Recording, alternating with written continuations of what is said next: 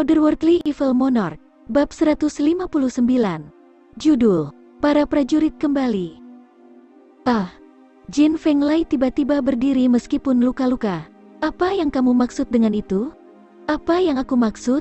Saudara Jin, kamu tidak perlu hadir di hutan saat aku menghadapi pria itu. Hai Chen Feng berbalik dan menghela nafas. Aku akan berurusan dengan pria berbaju hitam ini sendirian. Jika kamu berada di sana dan kamu melihat aku kalah, bukankah kamu akan dengan sembrono terjun untuk menyelamatkan aku?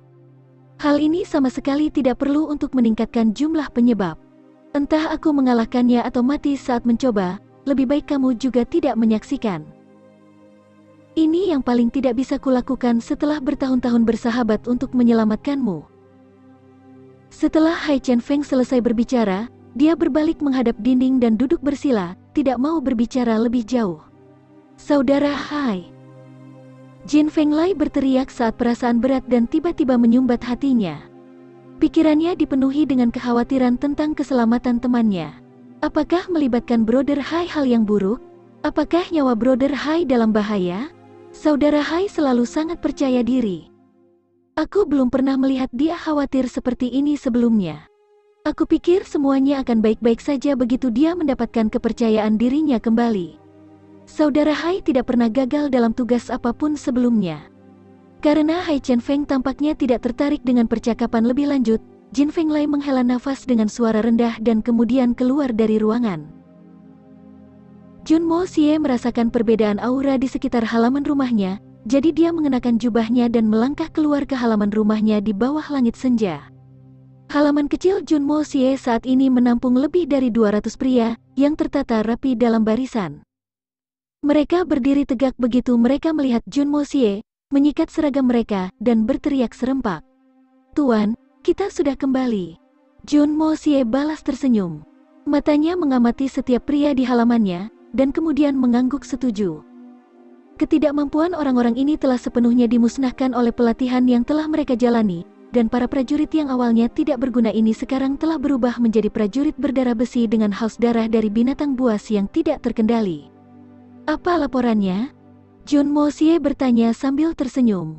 Laporannya, Tuan, adalah ini. 27 orang keluar dari pelatihan, 19 kehilangan nyawa mereka, membuat total pengurangan kita menjadi 46, sementara 254 orang yang tersisa berdiri di sini di depanmu. 130 orang masuk ke lapisan ke-9, 84 orang maju ke Silver Swan, sementara 36 orang maju ke puncak alam Silver Swan. Sebanyak 4 pria telah berhasil mencapai Gold Swan. Juga, kita memburu semua bis yang diwajibkan kepada kita, Tuan Muda. Salah satu dari mereka keluar dari barisan dan bertanya pada Jun Mo Xie. Suara pria itu dengan jelas mengungkapkan kegembiraannya. Orang-orang ini tampak sangat bahagia dan bangga dengan kemajuan mereka. Baik sekali, Jun Mo Xie memuji dengan senang hati. Kalian semua telah melakukan jauh lebih baik dari yang aku harapkan. Bisakah semua orang merasakan perubahan itu dalam tubuh mereka? Hukuman Jun Mo Xie membuat semua orang tertawa karena malu ketika mereka mengingat hari-hari mereka di hutan, dan saat-saat ketika mereka bahkan tidak memiliki cukup makanan untuk dimakan. Siapa yang pernah membayangkan bahwa mereka akan kembali sebagai pemenang, dan bunuh diri misi pelatihan yang dikirim Tuan Muda mereka akan memaksakan keterampilan mereka. Kekuatan orang-orang ini telah berlipat ganda selama pelatihan mereka. Ingat, kamu hanya berhasil mencapai hasil ini karena kamu memaksakan diri hingga batas. Mendorong diri sendiri adalah satu-satunya cara untuk memanfaatkan potensi tak terbatas dari tubuh manusia. Bahkan pengecut bisa menjadi pejuang. Tetapi jika kamu berhenti memaksakan diri, maka tubuh kamu akan mulai membusuk, dan pejuang di dalam diri kamu akan berubah menjadi pengecut. Jun Mo Xie melanjutkan dengan suara lantang. Kamu telah membuat kemajuan luar biasa dan itu adalah hakmu untuk merayakan, tapi izinkan aku memberitahu kamu bahwa kamu hanya mengambil langkah pertama. Bahkan yang terbaik dari kamu hanya mencapai Swan emas, apa nilainya di dunia ini? Masih ada Giok Swan, Earth Swan, Sky Swan dan kemudian alam Supreme Swan yang tersisa.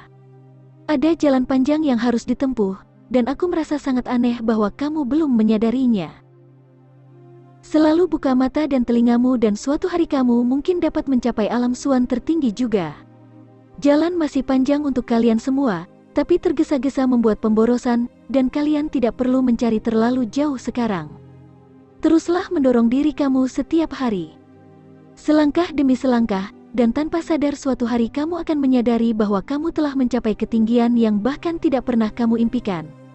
Iya, kita menghormati dan mematuhi instruksi Tuan Muda. Semua orang menjawab serempak. Sebelum menerima misi pelatihan, orang-orang ini tidak terlalu memikirkan Jun Mo Xie. Tetapi orang-orang ini terkejut saat menyadari bahwa instruksi Jun Mo Xie telah membantu mereka dalam menghindari beberapa situasi yang mengancam nyawa di dalam hutan, karena 254 orang ini yakin akan kualitas kepemimpinan dan pandangan jauh ke depan Jun Mo Xie. Kamu harus pergi dan melapor ke paman ketiga, dan dia akan menugaskanmu untuk tugasmu. Jun Mo Xie melambaikan tangannya. Tuan. Beberapa laki-laki melangkah maju dengan semangat. Kita tahu bahwa kita tidak pantas mendapatkannya, tetapi, Tuan, dapatkah Anda mengizinkan kita untuk mengikuti? Anda, paman ketiga akan membuat keputusan. Jun Mo Xie tersenyum karena dia tahu bahwa Jun Wuyi akan menugaskan orang-orang ini kembali padanya. Duo paman dan keponakan memiliki pemahaman diam-diam yang sangat jelas dalam hal ini. Dengkur Tang Yuan cukup keras untuk mengguncang fondasi kediaman Jun, dan kadang-kadang dia bahkan berteriak. Ah! Pantatku sakit. Semua orang lebih suka dia mendengkur daripada mengeluh. Matahari baru saja terbit di langit saat Jun Wuyi berguling di kursi roda dan masuk ke halaman Jun Mo Xie. Jun Wuyi dapat merasakan bahwa halaman Jun Mo Xie tampak sedikit berbeda lagi, hampir seolah-olah permukaan tanah yang sudah tenggelam kehilangan chip sekarang. Jauh lebih sulit bagi Jun Wuyi untuk memanipulasi kursi rodanya akhir-akhir ini karena dia sudah terbiasa berjalan-jalan dengan kedua kakinya sendiri pada malam hari. Tapi dia masih menikmati duduk di kursi roda karena itu memberinya alibi yang kuat untuk semua operasi terselubungnya. Kamu menugaskan mereka untuk bekerja. Jun Wuyi berkata, aku sangat sibuk saat ini. Sibuk membunuh orang? Indera persepsi Jun Mo Xie yang tajam merasakan perasaan yang sangat akrab keluar dari tubuh pamannya. Paman, kamu menjadi sangat egois. Kamu benar-benar pergi keluar sendirian untuk pesta. Mengapa kamu tidak mengundangku sepanjang ini? Jun Wuyi ragu-ragu saat dia melihat ke atas, tapi tidak bisa menahan tawa. Aku kembali, mandi dan mengganti pakaianku. Tapi iblis kecil, kamu masih menemukannya. Membunuh bukan hanya pekerjaan kasar. Itu adalah pekerjaan yang membutuhkan banyak kekuatan mental juga. Jun Mo Xie tersenyum menarik. Mereka yang membunuh orang, melakukannya karena amarah atau kesedihan atau kebencian, yang menimbulkan kemarahan di benak mereka pada saat perbuatan itu. Oleh karena itu, begitu kamu telah membunuh seseorang dan memotong-motong tubuhnya, pikiran kamu juga kehilangan fokus dan tujuannya. Setelah membunuh seseorang, permusuhan dari kekejaman itu terus berlanjut dalam temperamen seseorang, dan si pembunuh cenderung menjadi sulit dipahami dan aneh secara sosial. Bahkan seorang jenderal perang tidak terkecuali untuk ini. Ini adalah salah satu alasan mengapa kebanyakan orang tidak dapat berkembang jauh dalam hidup mereka. Jun Mo Xie tersenyum dingin. Jadi setelah membunuh orang, sangat penting untuk membersihkan pikiranmu secepat mungkin dengan melakukan sesuatu yang kamu sukai. Hal ini diperlukan untuk menenangkan dan melonggarkan pikiran kamu, atau kamu tidak akan pernah melepaskan diri dari permusuhan itu dan pada akhirnya kamu akan kehilangan akal sehat. Minum selalu merupakan cara yang baik untuk melakukan hal itu, itulah sebabnya kebanyakan pejuang adalah pecandu alkohol. Sebenarnya inilah alasan utama mengapa kebanyakan tentara minum. Karena itu, mandi saja tidak cukup, Paman. Jun Mo Xie mengedipkan mata. Namun, aku tidak berpikir bahwa banyak orang akan dapat membedakan ini dariku, jadi kamu tidak perlu khawatir tentang itu, hahaha. Jun Wuyi tersipu malu karena dia bahkan tidak pernah membayangkan bahwa Jun Mo Xie akan menangkap kebohongannya. Sekarang bahkan balita memiliki keberanian untuk menggoda orang tua sepertiku. Jun Mo Xie mendongak ke atas. Paman, kamu harus mencarikan aku seorang bibi sebelum kamu menyebut dirimu orang tua. Meskipun kata-kata ini hanya dimaksudkan sebagai lelucon, kata-kata itu juga memiliki dasar dalam kenyataan. Meskipun Jun Wuyi telah lumpuh selama lebih dari 1 dekade, Suan Qi-nya tidak pernah kendor, yang tercermin di wajahnya, dan meskipun dia berusia 30-an, dia tidak terlihat lebih tua dari pertengahan 20-an. Penampilan mudanya ditambah dengan sikap paruh baya membuat kepribadian dan penampilannya sangat kontras. Dan sekarang dia juga tiba-tiba mengaku sebagai orang tua? Ada apa dengan dunia ini? Junwoo tidak bisa berkata-kata. Dan mengapa aku harus melakukan itu?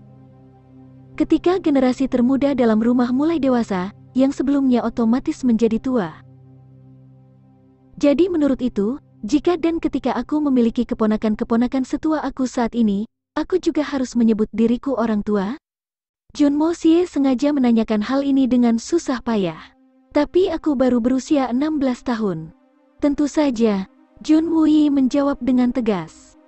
Jenis pembenaran apa itu? Dunia ini menjadi gila.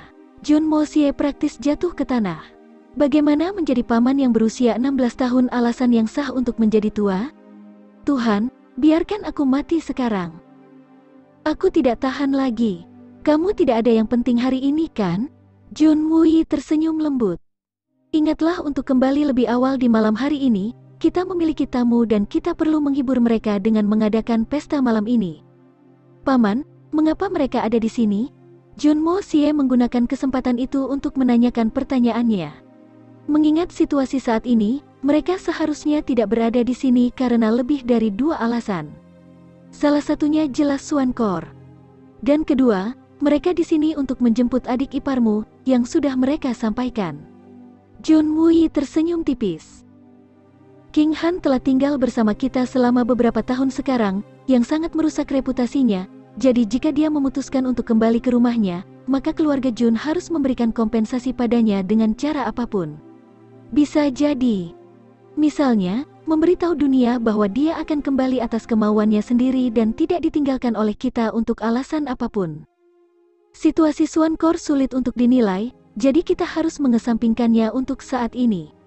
Adapun kembalinya kakak ipar, aku khawatir itu tidak sesederhana itu juga. Mereka hanya menunjukkan minat mereka untuk membawanya kembali secara lisan selama bertahun-tahun, jadi mengapa mereka muncul di sini di tengah-tengah semua keriuhan ini? Paman ketiga, bukankah ada sesuatu yang tampak mencurigakan? Dan ada perspektif identitas dan kebahagiaan kakak ipar. Dia memilih untuk menjadi bagian dari keluarga Jun, dan telah melakukannya selama ini. Bukankah ini akan menjadi ejekan bagi nama kita dan keputusannya? Junmo Sie dengan skeptis menganalisis masalah tersebut.